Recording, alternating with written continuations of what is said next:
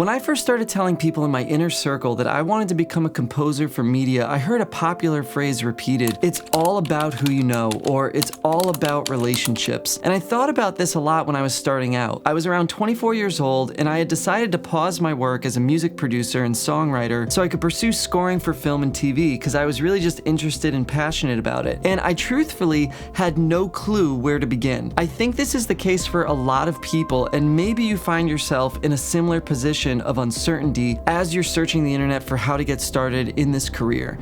When I began, I lived in a small rural town in Connecticut, and I really didn't know anyone in this field except for one person, and I had met them 10 years prior. The truth is, I can now trace back every project to that one relationship, and I know a number of composers that can say the same thing about a person in their life who they connected with, and over time, having that one connection either directly or indirectly eventually led to many great opportunities for them. So in today's video, I wanted to share with you the breadcrumb trail of how my network grew from one over time into a network of many, and how you can use all of the resources we have at our disposal today to increase your chances of hopefully doing the same thing for your own career as a composer or musician. Before we get started, if you are an aspiring composer looking to level up your skills so that you can work in the professional world of scoring for film and TV, make sure to check out modernmediacomposer.com, where we've made some really cool resources designed to help you do just that.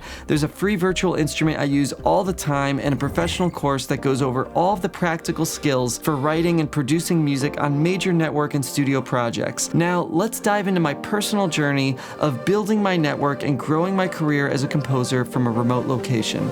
Let's dive in. Alright, so the first thing we need to discuss when it comes to networking is that successful relationships, in my experience, are all built on trust. And trust is something that takes time to build. So this is not a process of instant gratification. I'm just going to say that up front. And as I share these stories about how I met the people that ultimately enabled me to make a great living writing music, I want you to notice the gaps in time, and I'll do my best to point them out, because we live in a world where everyone expects everything instantly, and a lot of people give up if they don't make it in a year or two, but that's just not reality. I've been producing music for 20 years, and if you're watching this channel and you're just getting started, pay attention to the time factor and be kind to yourself when critiquing your own progress. Also, this is a slightly longer video of me just talking because I don't want to just give you a generalization about networking. I want to try and give you practical and specific details about my personal journey so that you can hopefully pick out whatever parts you feel will be helpful and apply to you. So here we go. Chapter 1. The very first connection I made came from someone I reached out to when I was just 16 years old. It was a musician and composer named Brian Keane. And Brian has been a producer for instrumental albums and was composing for some documentaries on PBS and ESPN, among other networks, and he had won a ton of awards. However, at the time in my life, I had zero desire to compose for film and TV. I was producing bands and I was writing songs. I was in a band myself, and the world of film scoring wasn't on my radar in the least.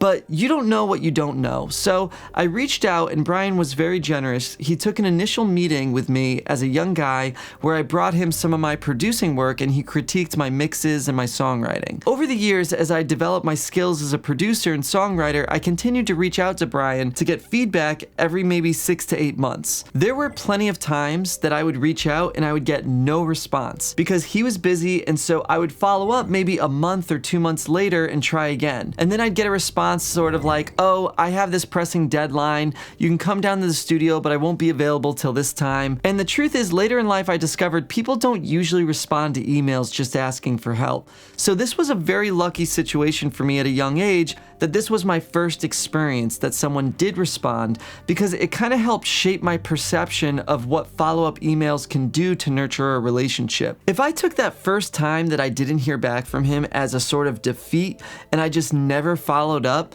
then our relationship would have just ended after our first meeting. But busy people tend to not respond, especially when their work bottlenecks. They have to focus on their commitments, and now I know from my own experience, most busy people in this field are a little bit older, and they have families and a lot of obligations. So just try and remember that, and try try not to take it personally.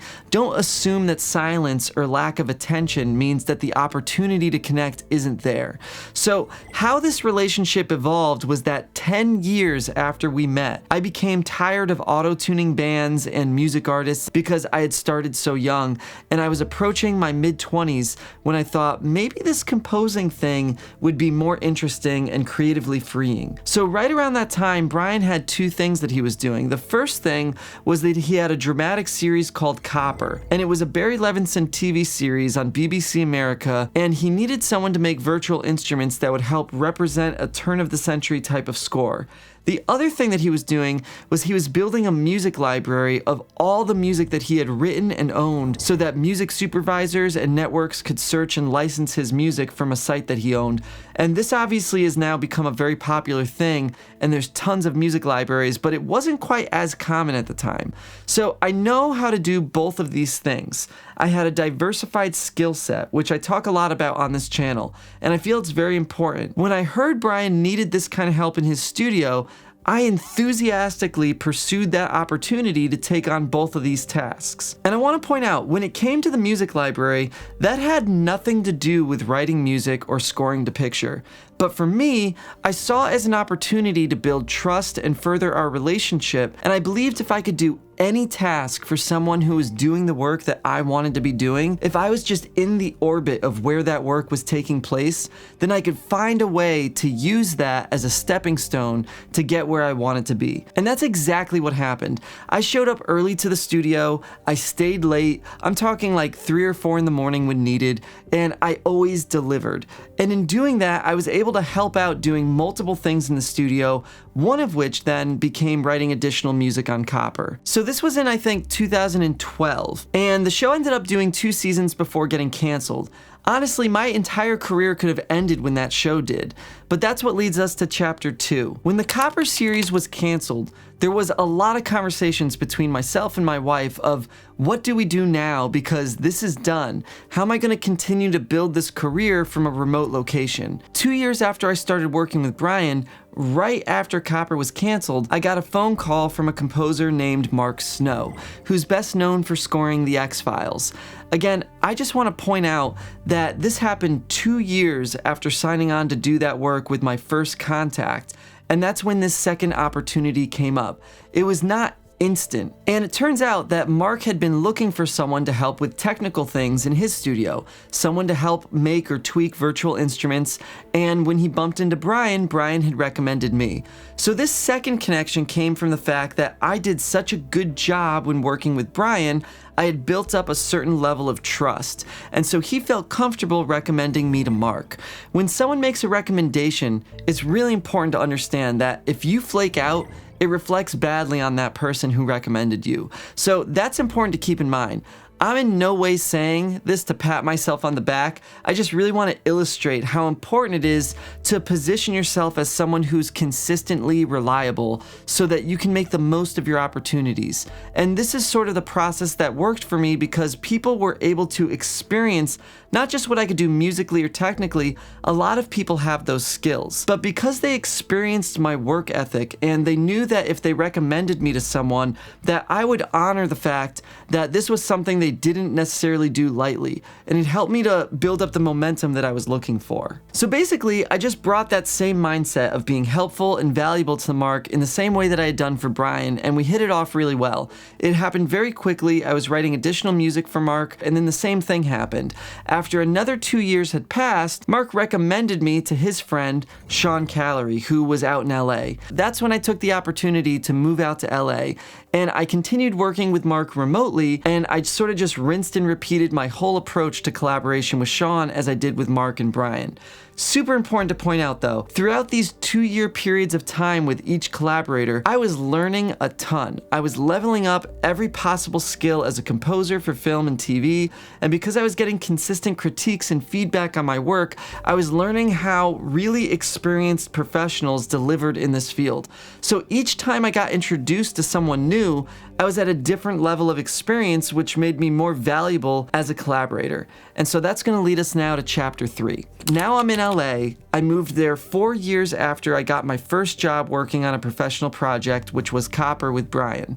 And I began working with Sean Callery on a 24 spin-off series called 24 Legacy. And at this point, I've now got some credits under my belt. So I'd written additional music on a handful of shows, and this is the most important part of the process, is that suddenly making introductions became much easier.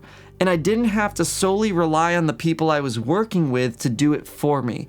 So my credits and resume, while they were still small, had enough weight that if I sent somebody a cold email and said, hey, I work with this person on this series and that person on that series, and here's everything that I know how to do as a result, I still had a lot of people that maybe didn't respond, but a lot of people did. So the snowball was really starting to build, and since I had relocated to LA, I thought now's the time to really push it to the next level. And I reached out to as many people as I could just for the sake of making new friends, building new relationships, and creating a foundation for this new life that my wife and I were pursuing. I sent out a lot of emails. I received, like I said, a number of no responses for many of them. However, a number of people did respond, and they met with me, and I would bring them coffee or I'd bring them lunch. Some of them became friends. And the most important of those emails was one person I sent a message to in February, and I figured I would never hear back from this person. But 5 months later, I got a response to that email, and it was from Tom Hulkenborg. Again, I want to point out the time period here. I got a response to my email 5 months after sending it. I had completely forgotten about it by that point. And from there, I went on to work with Tom on several projects while continuing with the other composers that I had been working with. So my network was really starting to open up, and I eventually got opportunities to co-score on multiple television series, and the snowball just continued to grow. And here's the thing, it's not done. I'm not gonna stop meeting people or making friends and finding collaborators. I think sometimes there's this idea that like once you're making a living or you've reached a certain point where you're getting certain credits, there's this sort of perception that you get an agent and then you don't have to network anymore, or that snowball just keeps growing on its own. And that's just simply not the case. I've had an agent for many years. You still have to network. You still have to take responsibility for your brand and putting yourself out there, meeting new people, and constantly just working to grow as an artist and as a collaborator. So I continue to send out emails to people all the time. Having mutual connections sometimes, or a resume of work where someone recognizes a project or two, it definitely makes it easier as you go. But I continue to get no responses from people. And I'm gonna continue to look for new ways to connect with those people because I'm genuinely interested in who they are and what they do. And the truth is, the timing just might not be right. They might have stuff completely unrelated to work, like maybe they've got a family situation and they're just not taking on any extra tasks like responding to someone they don't know yet. But if I keep trying to find a way to make an introduction at different periods, there might be a chance that at some point we're gonna have an opportunity to connect. So who knows? Maybe some of them are gonna respond in 5 or 6 months like what happened with Tom. I made this video because I remember what it was like starting out, and it was honestly really stressful. And I remember that I had a lot of uncertainty about connecting with people to get into this world because I knew in my heart that I couldn't succeed in a vacuum. I needed to connect with other people and be valuable to them. And so I'm hoping that if maybe you're like 24-year-old me and you're just getting into this field, that this offers some sort of insight that you find to be useful. The truth is, your experience will likely be nothing like mine. It's just not how things work. Everyone has their own journey and their own set of dots that they need to connect.